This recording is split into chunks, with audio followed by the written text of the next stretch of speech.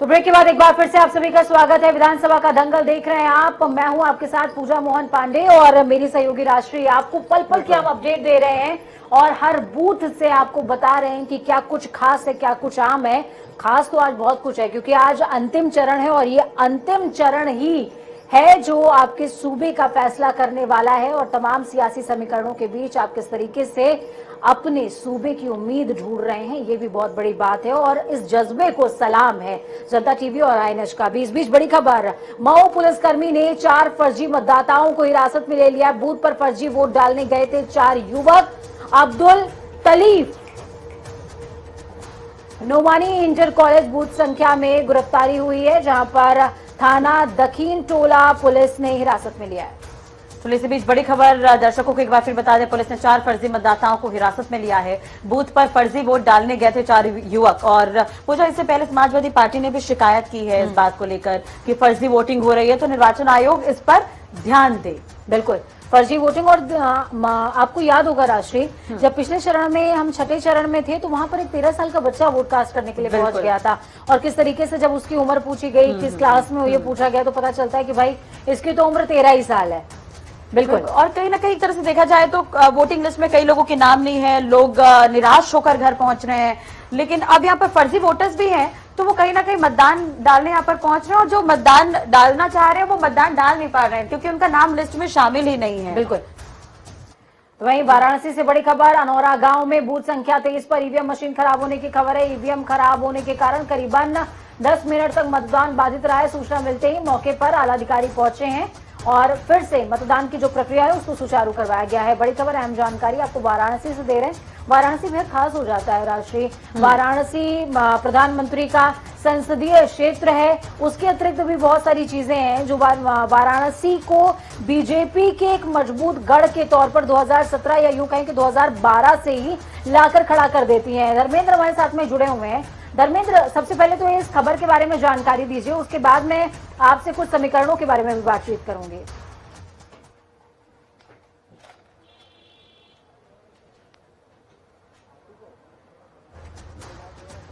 देखिए, EVM machine Anaura में खराब हुई थी अजगरा विधानसभा के 23 बूथ संख्या पे पूजा, और उसको तत्काल प्रभाव से प्रधान द्वारा सूचना दी गई। स्टेटिंग मजिस्ट्रेट और टेक्निकल टीम पहुंच के उससे ठीक कराई और 10 मिनट के अंदर ही पुनः मतदान प्रारंभ हो गया है। उसके बाद वाराणसी की जो बात आप कर रही हैं, वाराणसी जो हॉट सीट है वाराणसी की, फिलहाल में अभी 4 हॉट सीटें हैं, 4 से 5 हॉट सीटें हैं जिसपे लड़ाई आमने सामने की देखी जा रही है। जैसे पिंडरा की बात मैं करूं, कांग्रेस के अजय राय और भाजपा से अवधेश राय हैं। आमने सामने की टक्कर उन दोनों लोगों की देखी जा रही है। वो अजय राय के लिए प्रियंका गांधी और राहुल गांधी स्वतः मैदान में उतरे और वहां पे जनसभा किए, रैली निकाले। तो जो उनका ग्राफ रहा, जो डाउन रहा अजय राय का, उसको उस मोरल को बेहतरीन बनाने के लिए लगातार कांग्रेस के पूरे दिग्गज पिंडरा में उतरे हुए थे। वहीं अगर बात करें शहर दक्षिणी की, तो शहर दक्षिणी में नीलकंठ तिवारी और महंत परिवार से किशन दीक्षित, तो जो लोकल नेक टू नेक वाली जो लड़ाई होती है वो कही जाएगी, एकदम आमने सामने की टक्कर देखी जा रही है। क्योंकि 34 साल से बीजेपी का शहर दक्षिणी के सीट पर कब्जा रहा है, लगातार 8 बार से वहां विधायक बीजेपी के ही चुने गए हैं। अगर वही बात कर ले शहर उत्तरी की, तो रविंद्र जायसवाल आप ये तमाम सीटों का जिक्र कर रहे हैं, मैं शिवपुर में आना चाहूंगी। शिवपुर में मेरा विशेष फोकस इसलिए भी है और तमाम दर्शक भी मेरे माध्यम से हो सकता है समझे जाएं, क्योंकि समझना चाहें इस बात को। अनिल राजभर बीजेपी की तरफ से ताल ठोक रहे हैं, तो वहीं निषाद पार्टी से अरविंद राजभर, जो कि राजभर समुदाय के उत्तराधिकारी के तौर पर हैं, एक तरीके से कह सकते हैं राजभर पार्टी के उत्तराधिकारी के तौर पर हैं। ऐसे में मैं आपसे समझना चाहूंगी कि शिवपुर सीट पर किस तरीके की टक्कर देखने को मिल रही है, क्योंकि राजभरों के दोनों ही नेता हैं और दोनों ही दावा कर रहे हैं जीत का।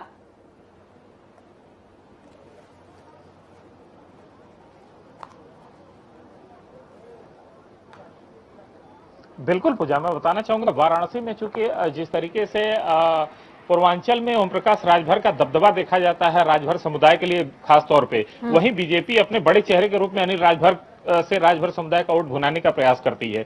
तो जो यहाँ की लड़ाई देखी जा रही है, एकदम आमने सामने की लड़ाई अरविंद राजभर और अनिल राजभर की देखी जा रही है। चूंकि 70,000 यादव वोट, 30,000 राजभर समुदाय के वोट हैं, तो ये वोट किधर रुझान करेंगे। जो राजभर 30,000 है वही मायने रखेगा कि किधर रुझान करता है। आज के मत से ही ये परसेंटेज वोट परसेंटिंग से ही क्लियर हो पाएगा देर शाम होते होते, क्योंकि अनिल राजभर उत्तर प्रदेश सरकार के कैबिनेट मंत्री भी रहे और पूर्वांचल के लिए जैसे ओम प्रकाश राजभर भारतीय सुहेलदेव समाज पार्टी के बड़े लीडर के रूप में, वैसे राजभर समुदाय के लिए बीजेपी से अनिल राजभर भी बड़े समुदाय राजभर समुदाय के लिए बड़े नेता माने जाते हैं।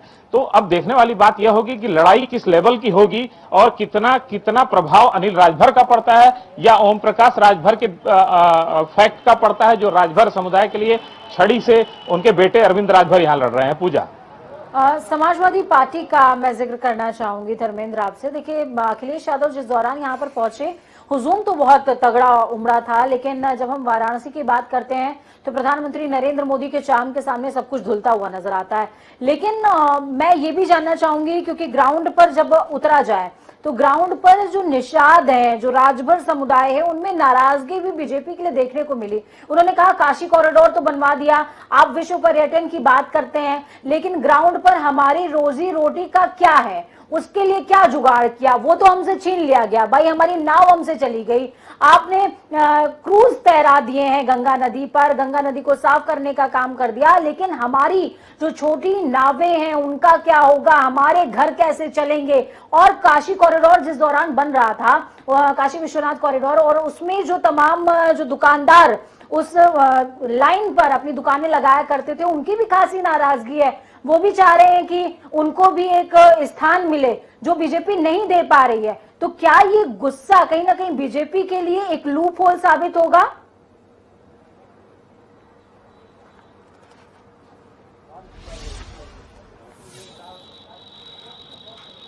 पूजा, सबसे बड़ी चीज बताना चाहूंगा, शहर दक्षिणी का जो नदी का किनारा है, निषाद समाज का बड़ा वोट और बड़ा वोट बैलेंस माना जाता है और जिधर घूमता है उसकी जीत तय है।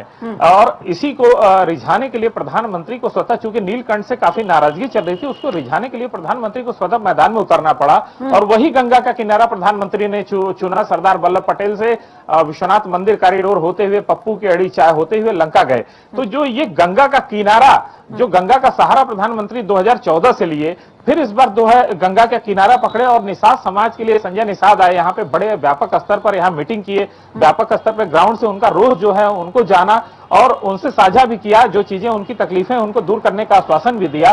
तो कहीं न कहीं जो निषाद समाज की नाराजगी रही उसे प्रधानमंत्री भी समझाने में सफल हो पाए। लेकिन ये कहा जा रहा है धर्मेंद्र कि संजय निषाद जिस दौरान ग्राउंड पर आए हैं, निषादों ने उनसे साफ तौर पर कहा कि भाई, हमेशा से हमने आपको अपना नेता बना दिया, लेकिन आपने हमारे लिए क्या किया।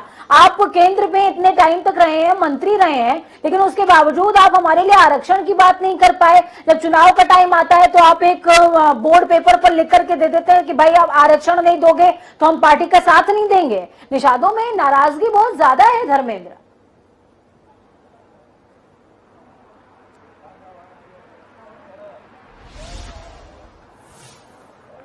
बिल्कुल पूजा, नाराजगी है, लेकिन मनाने में जो यहाँ निषाद समाज से ज्यादा प्रभाव प्रधानमंत्री नरेंद्र मोदी का होता है, क्योंकि प्रधानमंत्री यहाँ जो पर्यटन को बढ़ावा देने के लिए निषाद समाज से उन्होंने वार्ता भी की।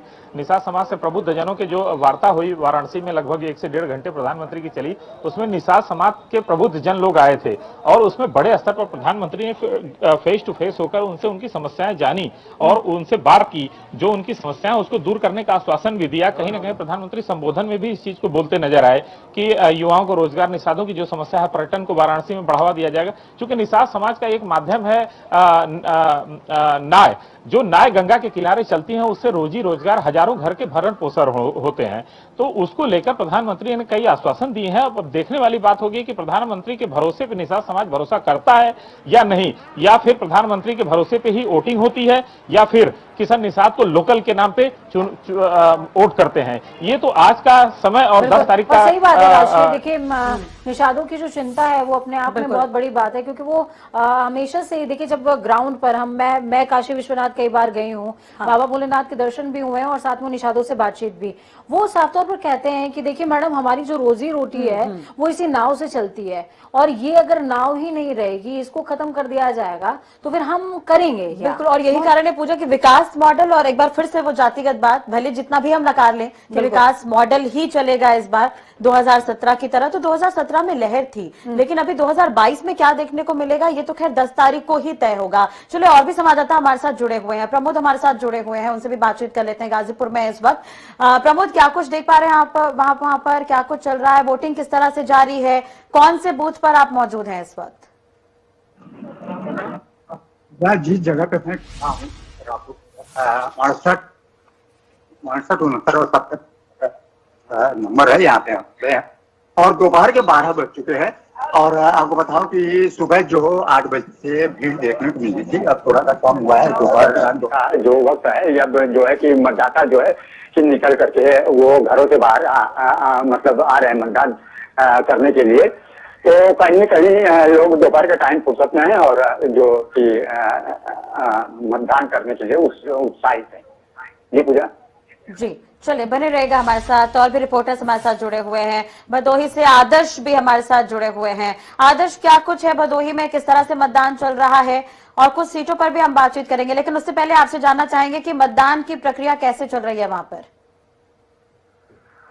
बिल्कुल राष्ट्रीय, आपको बता दें कि इसमें हम मौजूद हैं ज्ञानपुर विधानसभा अंतर्गत उच्च प्राथमिक विद्यालय सिकसाहब है, जो 243 बूथ संख्या है। हमारे पीछे आप देख सकते हैं कि महिलाओं की संख्या ज्यादा देखी जा रही है। आप कैमरे के माध्यम से आप देख सकते हैं यहाँ पे महिलाएं ज्यादा जो है आ रही हैं अपना मतदान करने, जो अपना मत का प्रयोग करने आ रही हैं। जी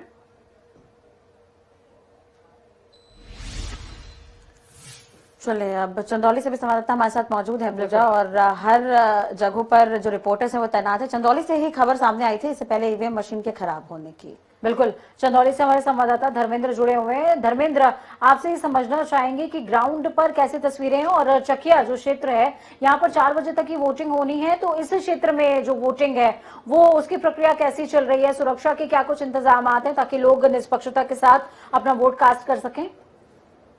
जी, मैं आपको बता दूं कि चकिया 383 विधानसभा संवेदनशील माना जाता है, नक्सल प्रभावित क्षेत्र माना जाता है, तो वहाँ पे 4 बजे तक की वोटिंग होगी। लेकिन वहीं पे ही सुबह सुबह ही खबर आई थी ईवीएम खराब होने की, करीब घंटों तक ईवीएम खराब था। उसके बाद प्रशासन पहुंचने के बाद वहाँ पे ईवीएम ठीक कराया गया और दोबारा वोटिंग की प्रक्रिया शुरू की गई। लेकिन अब हालात काफी अच्छे हैं वहाँ के, और कोई भी वैसा मामला सामने नहीं आया है अभी तक। जी, तो अनूप जुड़े हुए हैं हमारे साथ में निर्वाचन आयोग में। अनूप इस समय मौजूद हैं। अनूप, आपसे ही समझना चाहेंगे, हो सके तो निर्वाचन अधिकारी कोई आपके पास मौजूद हो तो उनसे बातचीत कीजिए। अभी हमने खबर दिखाई तमाम दर्शकों को फर्जी वोटर्स की कि 4 फर्जी वोटर पकड़े गए हैं, जिन पर कार्रवाई भी अब फिलहाल सुनिश्चित हो जाएगी। तो ऐसे लोगों के लिए क्या किया गया है? क्या जब निर्वाचन आयोग की तरफ से मतदाता सूची तैयार होती है तो उसको क्रॉस चेक नहीं किया जाता? देखिए पूजा, अभी 1 बजे के आसपास जब वोटिंग प्रतिशत आएगी तभी अधिकारी यहाँ पर मौजूद होंगे, तो ये बात मैं जरूर उनसे पूछूंगा कि इस मामले में क्या अभी तक अपडेट निकल के आया है। लेकिन इतना मैं आपको बता रहा हूँ कि जब जनता टीवी पर खबर चली थी उसके बाद आयोग ने संज्ञान लिया है। इस पर डीएम से आख्या मांगी गई कि वो कौन लोग हैं और किस तरीके से वो वहां पर पहुंचे थे, क्या उनकी पहचान नहीं हो पाई, या फिर जो पोलिंग जो एजेंट होते हैं वहां पर पोलिंग पे उनपे क्या उनकी पहचान नहीं हुई। तमाम जो साक्ष्य वहां से मांगे गए हैं। लेकिन इतना निश्चित तौर से कहा जा सकता है कि आयोग यहां से पल पल की अपडेट ले रहा है। कि हमने पहले से बताया था कि 50% ज्यादा से जो क्रिटिकल बूथ है वहां पर लगातार वेबकास्टिंग के जरिए से यहां से देखा जा रहा है। हालांकि वोटिंग परसेंटेज की हम लोग लगातार बात कर रहे थे, पहले की अपेक्षा कम है।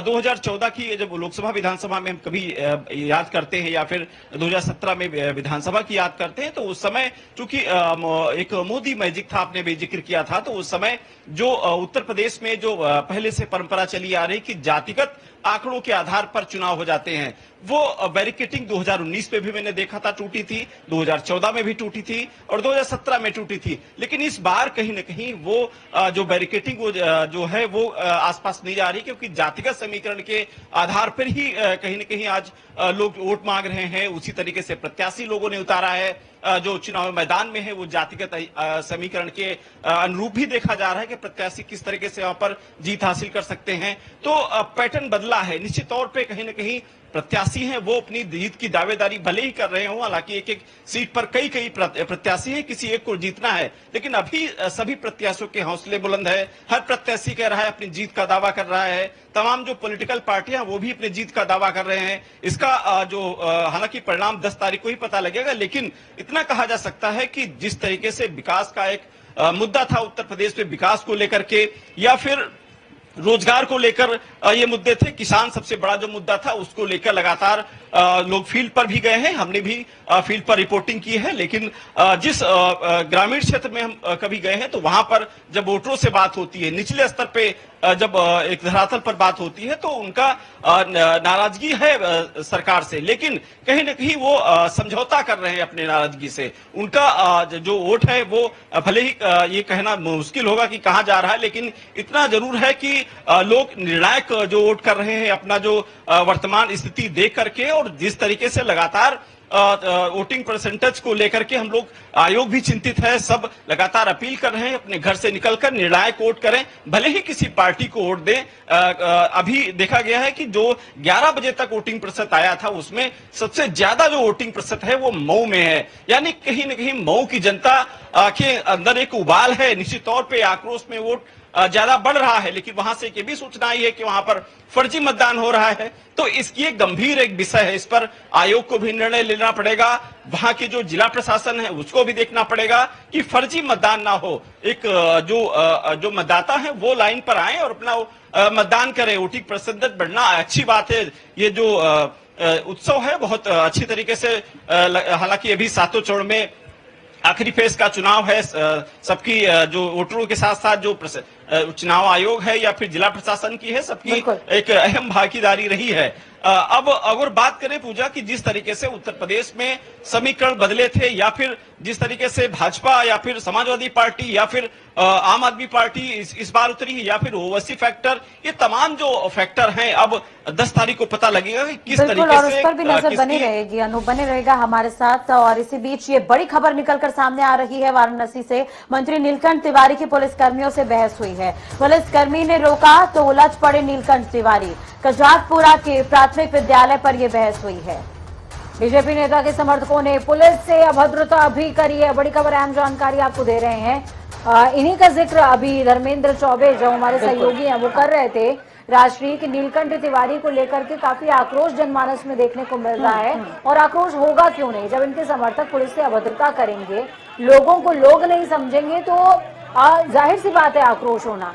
तस्वीरें भी इस समय तमाम दर्शकों को दिखा रहे हैं कि वे स्क्रीन पर उनके नीलकंठ तिवारी के तमाम नेता के जो समर्थक हैं उन्होंने पुलिस से अभद्रता करी है।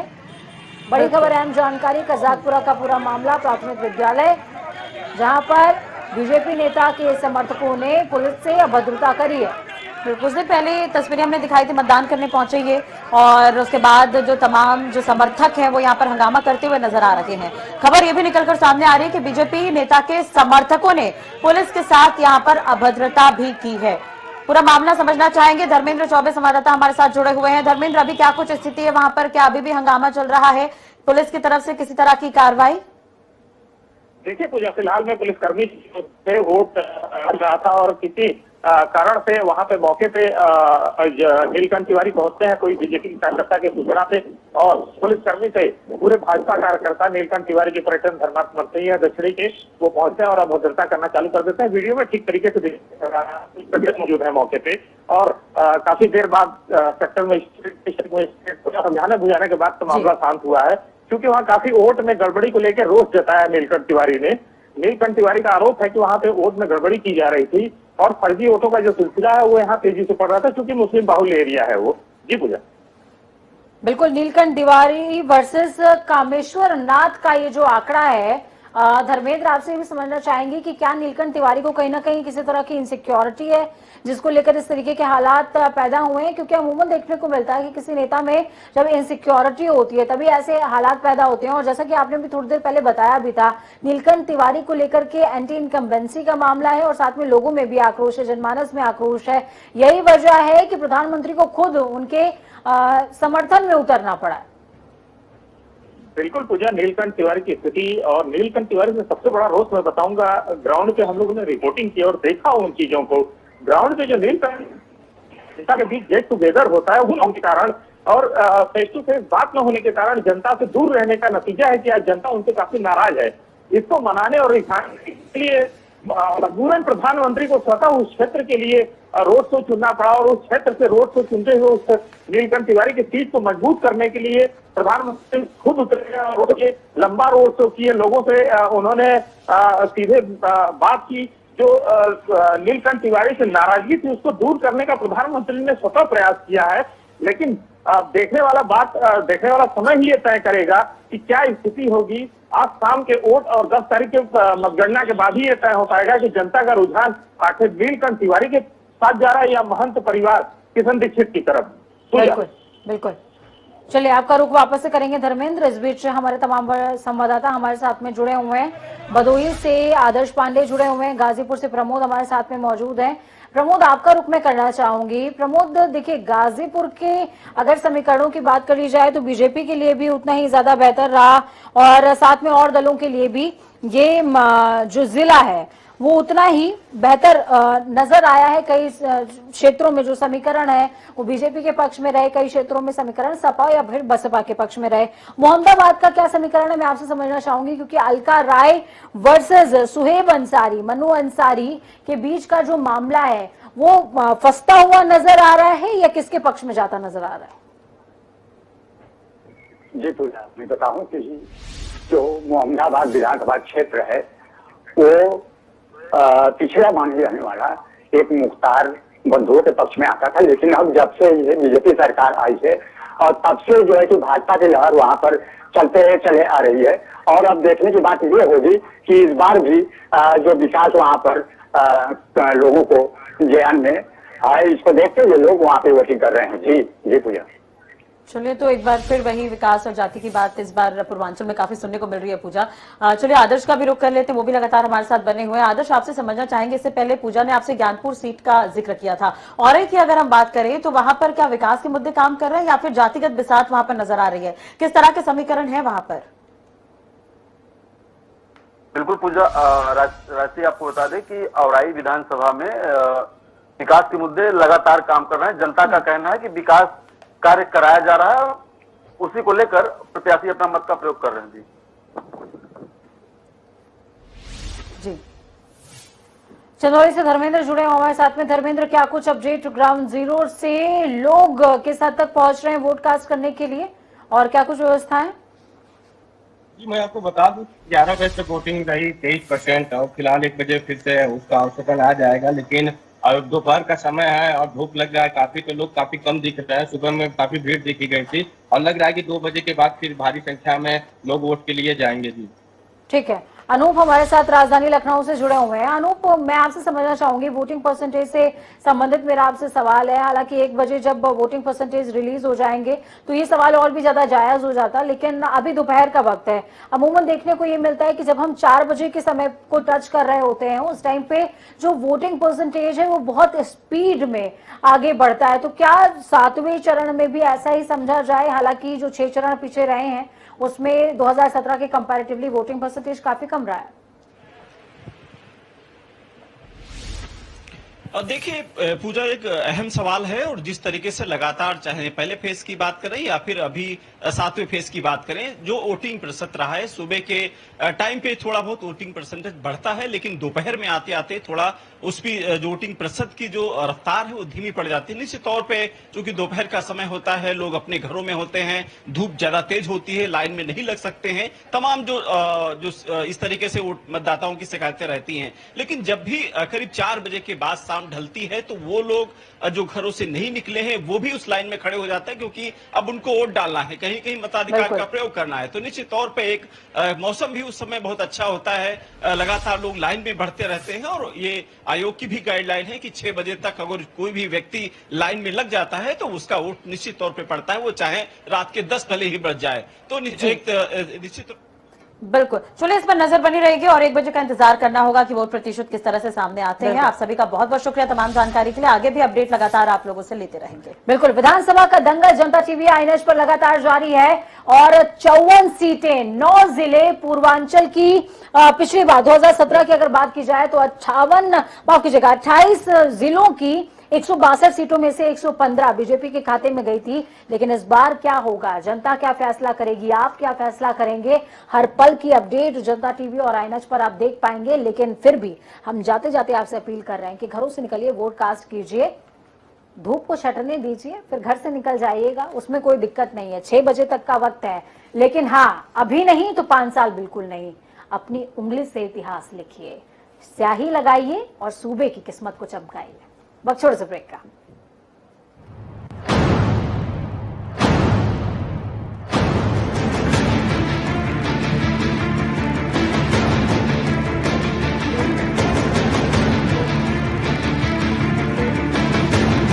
भाई वोट डालेगा सर।